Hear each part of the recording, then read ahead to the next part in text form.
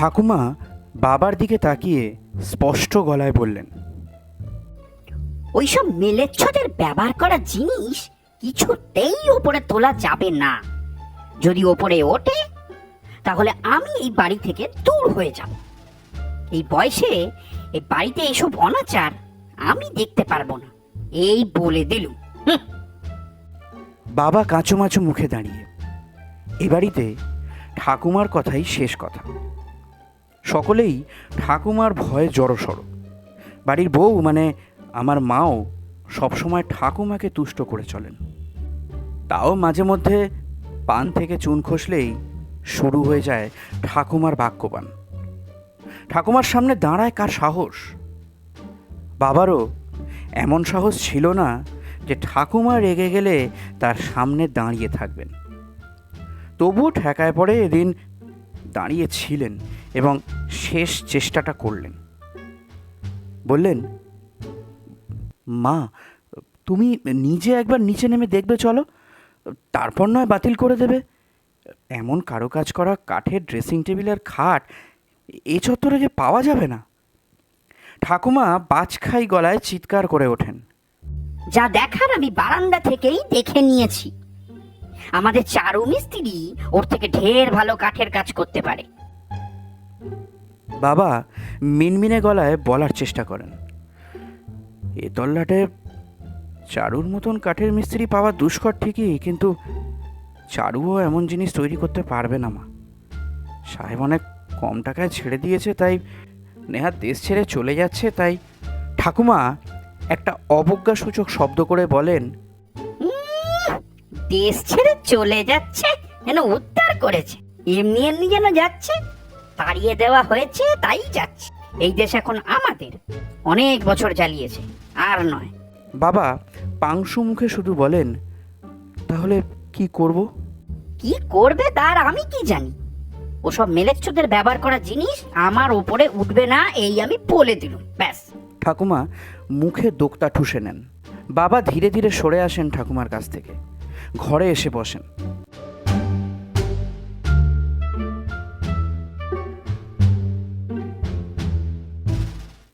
মা চা দিতে এসে বাবাকে পরামর্শ দেয়, বলছি, একবার দেওঘরের জামাইবাবুকে খবর দিলে হয় না? বাবা চায়ে চুমুক দিতে দিতে মার দিকে তাকান। পরামর্শটা তার বেশ পছন্দ হয়েছে, বোঝা যায়। বলেন, কথাটা তো তুমি মন্দ বলনি। চিঠি দিয়ে জামাইবাবুকে একবার জানানোই যায়। জামাইবাবু বললে হয়তো মা না করতে পারবে না, কি বলো? কিন্তু সে তো 15-20 দিনের ব্যাপার। এতদিন কি ওইভাবে খোলা উঠোনে পড়ে থাকবে ওইগুলো? মা বললেন, আচ্ছা, নিচে চণ্ডী মণ্ডপের মতন তেরপল ছাউনি লাগিয়ে দিলে হয় না? আরামকেদারায় শুয়েছিলেন বাবা, উঠে বসলেন। বললেন, ভালো বলেছ তো। মনে হচ্ছে জামাইবাবুর কথা ফেলতে পারবে না মা, কিন্তু ততদিন অবধি তো জিনিসগুলোকে ঠিকঠাক রাখতে হবে।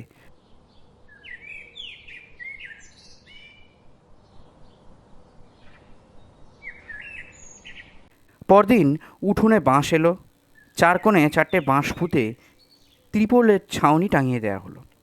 শরৎকাল, মাঝে মধ্যেই বৃষ্টি লেগে আছে। বাবা নিশ্চিন্ত হয়ে বললেন, যাক, অন্তত রোদ বৃষ্টি থেকে রক্ষা করা গেল জিনিসগুলোকে। বারান্দা থেকে ঠাকুমা মুচকি হাসলেন এবং মনে মনে বললেন, যতই তেরপলটা নিয়ে আগলে রাখার চেষ্টা করো না কেন, ওই মেলাচ্ছদের ব্যবহার করা জিনিস আমি কিছুতেই ওপরে তুলব না। একবার যখন বলেছি না তো নাই। বাবাকে ডেকে সে কথা শুনিয়েও দিলেন ঠাকুমা, যদিও বাবা কোনো উত্তর দেননি। বাবার তখন একমাত্র শেষ ভরসা হচ্ছে পিসেমশাই।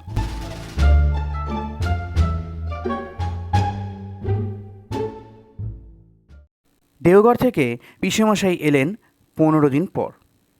তারপর সেই মুহূর্ত,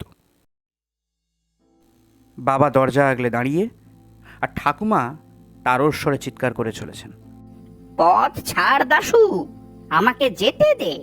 যে বাড়িতে আমার কথার কোনো মর্যাদা নেই সেখানে আমার থাকা চলে না। এখন বিমানকে নিয়ে এসেছো ওই মেলেচ্ছুদের ব্যবহার করা জিনিসগুলো ওপরে তোলার মতলব করবে বলে? লম্বা দালানের তক্তপোষে বসেছিলেন পিসেমশাই। বললেন, আহা, কোথায় যাবেন মা? সেই তো কালীঘাটে ভাইদের কাছে। তারা আপনার কত খাতির যত্ন করে জানা আছে। তাছাড়া দুদিন বাদেই তো এবারই টানে ফিরে আসবেন, তাহলে আর যাওয়া কেন? সিঁড়ির মুখে দাঁড়িয়ে ঠাকুমা চিৎকার করে ওঠেন, না না, ফিরবো না। ভাজরা গায়ে হাত তুললেও এ বাড়িতে আর নয়। যে বাড়িতে এত অনাচার, মেলেচ্ছদের ব্যবহার করা জিনিসগুলো নিয়ে এত আদিক্ষেতা, সেখানে আর নয়। আর যদি উনি বেঁচে থাকতেন, দূর করে ফেলে দিতেন ওইসব, উঠোনেই আনতে দিতেন না। লালমুখ বাঁদরগুলোর বিরুদ্ধে লড়াই করে উনি জেলে গিয়েছিলেন। তাদের ব্যবহার করা জিনিসগুলো বাড়িতে ঢুকবে? ছি ছি ছি, কি ঘেন্না, কি ঘেন্না। দাশু, পথ ছাড় বলছি, আমাকে যেতে দে। হঠাৎ পিসেমশাই উঠে দাঁড়ালেন। তক্তপোষে রাখা তার কালো চামড়ার ব্যাগটা তুলে নিলেন।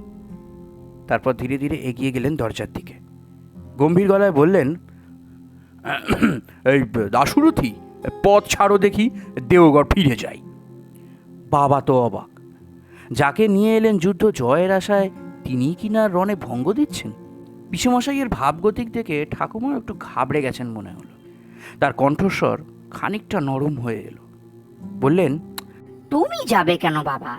তুমি এই বাড়ির জামাই, সবে এসো, এখনো তো মুখেও কিছু দাওনি। আর বাড়ির বউ তো যেন রাজরানী হয়ে ঘুরে বেড়াচ্ছে। তার এসব দেখার সময় কোথায়? ও বৌমা! থাক মা, অনেক হয়েছে। আমি ভেবেছিলাম আর কেউ না হোক, অন্তত আপনি আমার কথাটা শুনবেন। তাকে শুনলেন? উল্টে তো রাগ দেখিয়ে লাথি ঝাঁটা খেতে ভাইদের কাছে চলেছেন। বজ্জাতের ধাড়ি ওই দাসু। কে বলেছিল এই মেলেচ্ছদের বাড়ি থেকে আপদগুলো বয়ে আনতে? বাবা এতক্ষণ কিছু বলেননি। এইবার বললেন, আমি বুঝতে পারিনি এমনটা হবে। বুঝলে কিনতাম না। তবে কিনেছি যখন, ওগুলো আমি কাউকে দেবো না।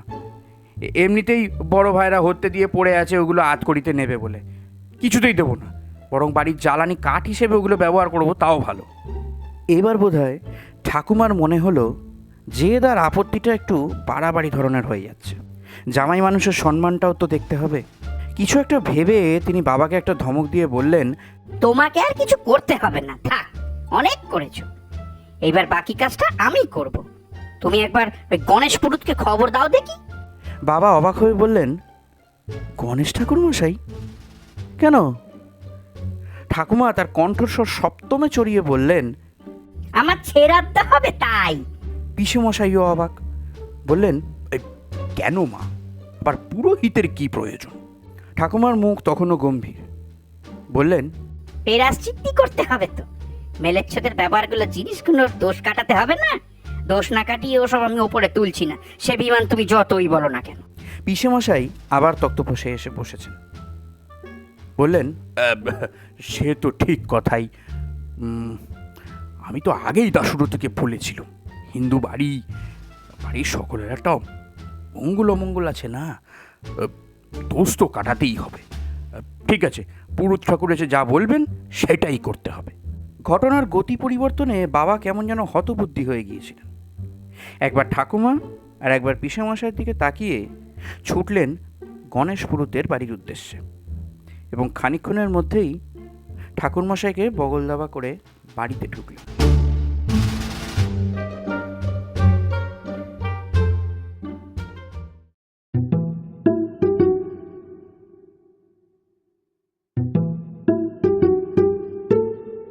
গণেশ পুরোহিত দালানে পা রেখেই বললেন, এই ব্যাপার কি জ্যাঠাইমা? দুর্গা পুজো নাকি? উঠোনে দেখলুম মেরা বাঁধা হইয়াছে। না বাবা, পুজো নয়, পেরাশ্চিত্তি। গণেশ পুরোহিত যেখানে ছিলেন সেখানেই দাঁড়িয়ে পড়লেন। বললেন, পেরাশ্চিত্ত? কার? কিসের? সব বলছি, আগে তুমি থিতু হয়ে বসো দেখি। তারপরে স্বভাবসুলভ বাজখাই গলায় ঠাকুমা মাকে বললেন, বৌমা, চোখের মাথা খেয়েছো নাকি? দেখছো না পুরুত ঠাকুর এসেছেন, ঘটিতে জল এনে পা ধুইয়ে দাও। ঘরে পুরোহিতের জন্য আসন পাতা হয়েছে। গণেশ পুরোহিত পদ্মাসনে সেখানে বসে। লম্বা সাদা দাড়িগোপের ফাঁকে যে মৃদু হাসির রেখাটি সেটা বেশ ফুটে বেরোচ্ছে। ঠাকুমা সবিস্তরে তাকে প্রায়শ্চিত্তের কারণ বর্ণনা করছেন আর বাবাকে দোষী সাব্যস্ত করে চলেছেন, মাঝে মাঝে মৃদু বকাবকিও করে চলেছেন। বাবা অপরাধীর মতন দাঁড়িয়ে, এক মাথা ঘোমটা টেনে মা মাঝে মাঝে ঘরে উকি দিয়ে যাচ্ছেন গণেশ পুরোহিত কি বিধান দেন তা শুনতে। সবটা শুনে গণেশ পুরোহিত বললেন, আগে হোম করতে হবে জেঠাইমা, 5 জন বামুন খাওয়াতে হবে, তবেই প্রায়শ্চিত্ত হবে। আমি ওবেলা ফর্দ পাঠিয়ে দেবো। বলছি, দিনটা তো বললে না গণেশ? ও, বলিনি না? বাবা এতক্ষণ কিছু বলেননি, তবে এইবার বললেন। কই, বললেন না তো এখনো? একটা কাজ করো, এই আগামী বৃহস্পতিবার করে দাও, ভালো দিন আছে, সব জোগাড় জাগাড় করতে 2-3 দিন সময়ও পাবে। বলে গণেশ পুরোহিত উঠলেন। বিকেলের মধ্যেই গণেশ পুরোহিতের পাঠানো ফর্দ চলে এলো বাড়িতে। ফর্দ হাতে নিয়ে বাবা দালানে 2-3 বার পায়চারি করে বেজার মুখে পিসামশাইকে বললেন, এ তো দেখছি ঢাকের দায় মনসা বিকিয়ে গেল। পিসামশাই একটি নস্যি নাকে দিয়ে রুমালের নাক মুছতে মুছতে বললেন, কি আর বলবো বলো, এছাড়া তো আর কোনো উপায়ও নেই। তাছাড়া অনেক দিন এই বাড়িতে কোনো অনুষ্ঠান নেই, এই উপলক্ষে না হয় একটু খরচই করলে। বাবা কোনো রকম উত্তর না দিয়ে রাগে গজগজ করতে করতে ফর্দ নিয়ে বেরিয়ে গেলেন।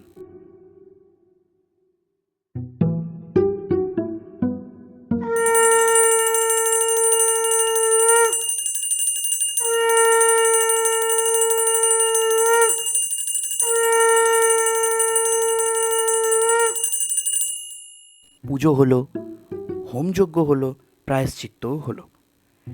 গণেশ পুরোহিত শান্তির জল ছেটালেন, ঠাকুমা ছেটালেন গোবর জল।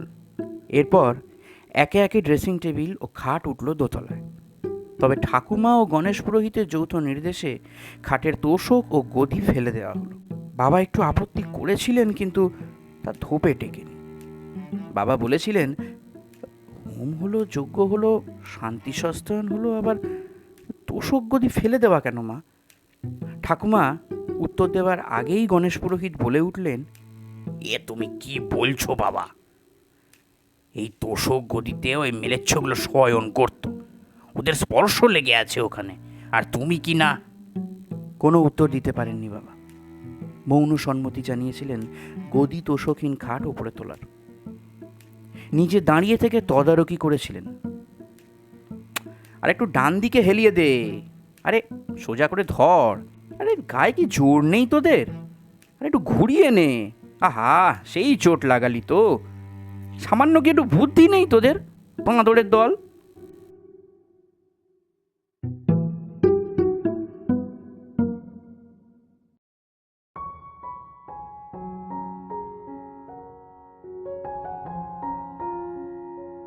এই সেই খাট আর এই সেই ড্রেসিং টেবিল, মাঝখানে পেরিয়ে গেছে 6টা দশক। আমি ড্রেসিং টেবিলে লাগোয়া বেলজিয়াম কাচের আয়নায় নিজেকে খুঁজে চলেছি। হঠাৎ পুত্র অরিত্রর কণ্ঠস্বরে চমকে পিছনে ফিরে তাকালাম। বাবা, ও তুমি এখানে? তোমার কোনো চিন্তা নেই বাবা, ভালোই দাম পাওয়া গেছে, ওরা অ্যান্টিকের দামেই কিনবে বলেছে। আমি আস্তে আস্তে বললাম, বিক্রি করে দেবে এইসব? অরিত্র অবলীলায় বলল, হ্যাঁ, তোমাকে তো আগেই বলে রেখেছিলাম বাবা।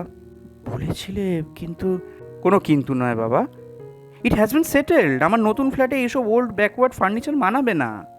আমি কোনো উত্তর দিতে পারলাম না, শুধু বাবার ছবির দিকে তাকিয়ে থাকলাম। ধুলো পড়ে পড়ে অস্পষ্ট হয়ে গেছে ছবিটা, ভালো করে যেন মুখটাই দেখা যাচ্ছে না। পাশে মা আর ঠাকুমার ছবি। মা বরাবরের মতোই নির্বিকার, যেন বলতে চাইছেন, এ তোমার বাবা আর ছেলের ব্যাপার, তোমরাই ঠিক করে নাও। ঠাকুমা মুখ টিপে হেসে চলেছেন, যেন এক তৃপ্তির হাসি, যেন বলছেন, আমি যা করতে পারিনি আমার পুঁতিটা সেটা করে দেখালো, শেষমেশ ওই মেলেচ্ছদের জিনিসগুলো বিদায় করেই ছাড়লো। আমি বিড়বিড় করে বললাম, এগুলোর সঙ্গে যে আমিও বিদায় হচ্ছি ঠাম্মা এই বাড়ি থেকে। ঠাকুমার মুখটা কেমন যেন ম্লান হয়ে গেল, বলল, হ্যাঁ রে, প্রতিটা নতুন বাড়িতে আমরাও হয়তো বেমানান হয়ে যাব না রে? এই আমি, তোর বাবা, মা।